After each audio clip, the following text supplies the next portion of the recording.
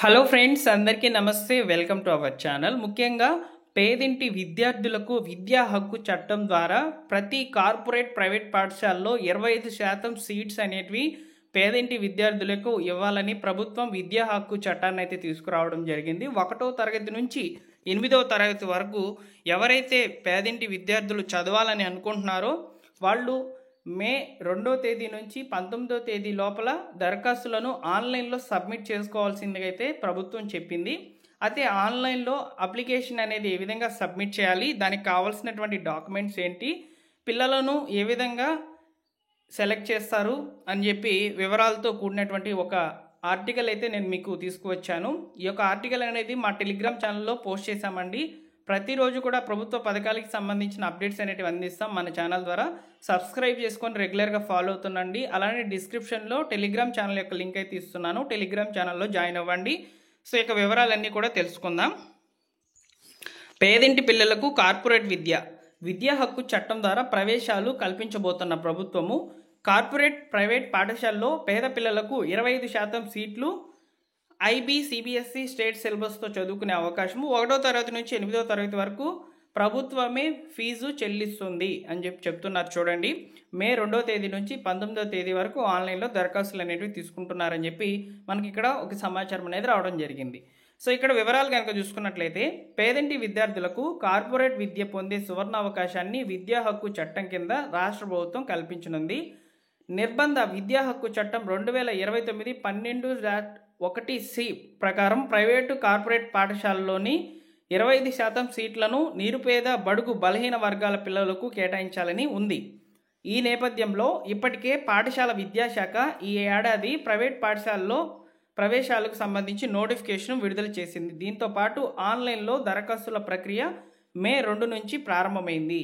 So ఇక్కడ నేను మే 4th అయితే వీడియో అయితే చేస్తున్నాను. సో కాబట్టి అయితే మీరు అప్లై అయితే చేయించుకోండి అనమాట. ప్రస్తుతం కార్పొరేట్ ప్రైవేట్ పాఠశాలలో చదువుకోవాలంటే 1వ తరగతి నుంచి లక్షల ఫీజు చెల్లించాల్సిన పరిస్థితి. దీంతో పేద పిల్లలకు అక్కడ చదువుకునే అవకాశం లేకుండా పోయింది. దీన్ని గుర్తించిన కేంద్ర ప్రభుత్వము నిర్బంధ విద్యా హక్కు చట్టం కింద పేద పిల్లలకు కార్పొరేట్ ప్రైవేట్ పాఠశాలలో యాజమాన్యాలు కనీసము 25% సీట్లను కేటాయించాలని ఆదేశాలు జారీ చేసింది.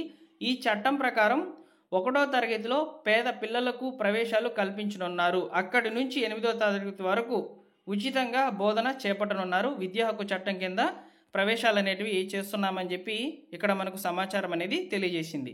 సో అయితే ఫీజు మాత్రం గవర్నమెంటే పే చేస్తుందండి. సో వీటికి ఎలా దరఖాస్తు చేసుకోవాలనే వివరాలు కూడా ఇప్పుడు నేను మీకు చెప్తాను. అంటే ఇక్కడ ఫస్ట్ క్లాస్ జాయిన్ అయ్యేందుకు ఇక్కడ అప్లికేషన్స్ అనేవి ఓపెన్ అవుతున్నాయి.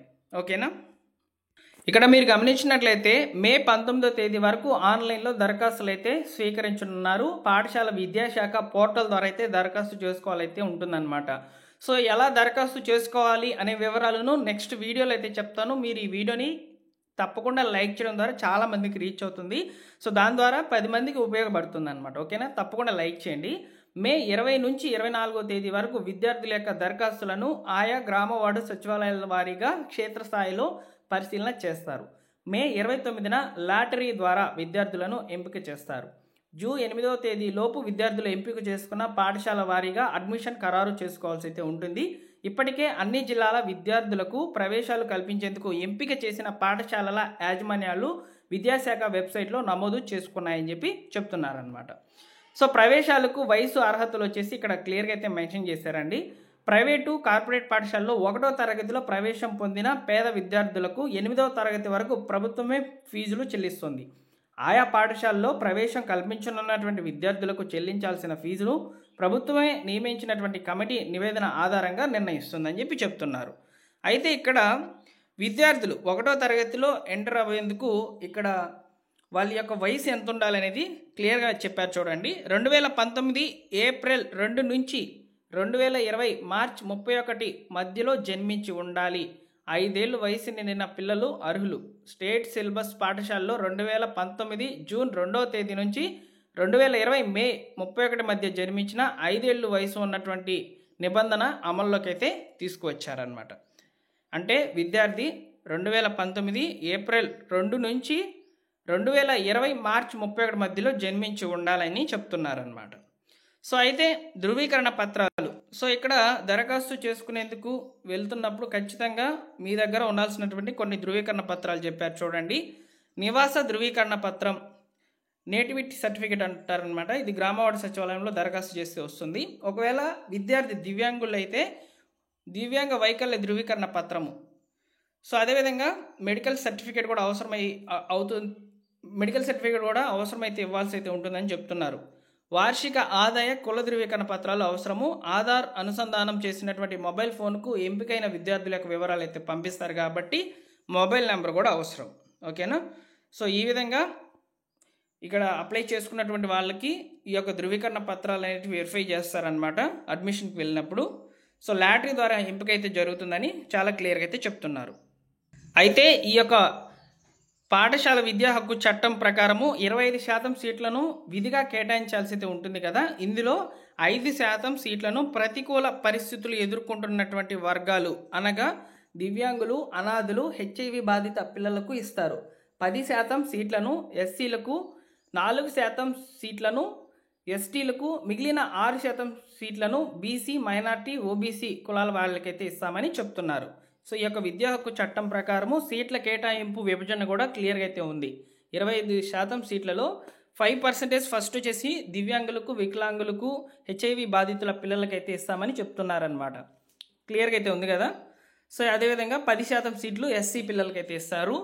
4% సీట్లు ఎస్టీ కులానికి సంబంధించిన వాళ్ళకైతే ఇస్తారు. 6% సీట్లు వచ్చేసి బీసీ, మైనార్టీ, ఓబీసీ కులాలకు సంబంధించిన వాళ్ళకైతే ఇస్తామని చెప్తున్నారు. సో ఈ విధంగా ఈ యొక్క విద్యా హక్కు చట్టం ద్వారా అయితే ప్రైవేటు, కార్పొరేట్ విద్యా సంస్థల్లో పేదింటి పిల్లలు చదువుకోవాలని కనుక ఇంట్రెస్ట్ కనుక ఉండినట్లయితే తప్పనిసరిగా వారు సో ఇక జిల్లా వెబ్సైట్స్ ద్వారా ఏ పాఠశాలకు సంబంధించిన ఆ పాఠశాల వెబ్ పేజ్లోకి వెళ్ళి దరఖాస్తు అయితే సబ్మిట్ చేయాల్సి అయితే ఉంటుంది. లేదా డైరెక్ట్గా మీరు వెళ్ళి ఆ స్కూల్ యాజమాన్యంతో మాట్లాడుకొని అక్కడే మీరు వెబ్ పేజ్ ద్వారా అయితే దరఖాస్తు అనేది చేయించుకోవచ్చు.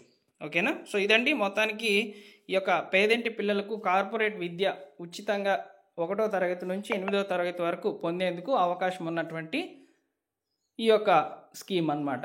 సో ఈ యొక్క వివరాలు మీకు నచ్చినట్లయితే లైక్ చేయండి ఫ్రెండ్స్. అలానే మన ఛానల్ సబ్స్క్రైబ్ చేసుకోండి. లేటెస్ట్గా గవర్నమెంట్ విడుదల చేసేటువంటి ప్రభుత్వ పథకాల అప్డేట్స్తో పాటు విద్యార్థులకు ఈ విధంగా ఉపయోగపడే సమాచారాన్ని తెలియజేస్తాను. టెలిగ్రామ్ ఛానల్లో జాయిన్ అవ్వండి. డిస్క్రిప్షన్లో అయితే లింక్ పెడుతున్నాను.